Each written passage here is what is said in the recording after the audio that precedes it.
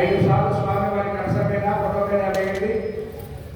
చంద్రమాధ్యాదయామి శ్యామరాంబి చేయామి నృత్యంగా చేయామి వాక్యంగో చేయామి అష్టానారోహయామి గజానారోహయామి సమస్త భక్తోపచార శక్యోపచార రాజోపచార పూజాన్ని సమర్పయామి.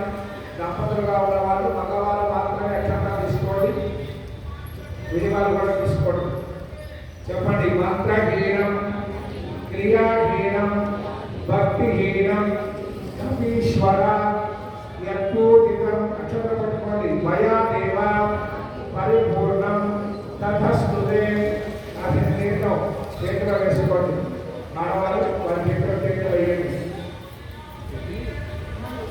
మనస్సులో చెప్పుకోండి. స్వామి ఈ విశ్వాసనామ సంవత్సరంలో ఈ 2025 డిసెంబర్ 3వ తారీఖు ఇది హనుమంతుల కార్యక్రమాన్ని చేశాము. ఈ అనుగ్రహంతో మేము చేసిన దాంట్లో మంత్రలోప తంత్రలోప క్రియాలోప శ్రద్ధాలోప కాలాతీత అంటే టైం కూడా ఎక్కువైపోయింది. ఇటువంటి దోషాలన్నీ కూడా మా వల్ల జరిగింది.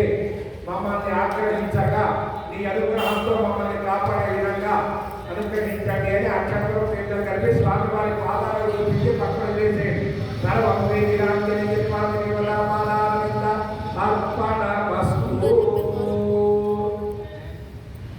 ఒక్కసారి స్వామివారి పూజ చేసిన సింధులో పూజ పెట్టుకోండి.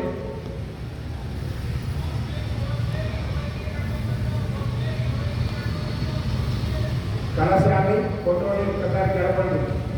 ఓం యజ్ఞేన యజ్ఞేన యజ్ఞేన యజ్ఞమ యజ్ఞంత్రమేవ అనుసారం ఎందుకు బయట దేహనాగం మహిమానస్స యత్రే యత్ర పూర్వే సాధ్యాత్రం విదేవా వీరాంజనేయ స్వామి యథాస్థాం ప్రవేశయామి.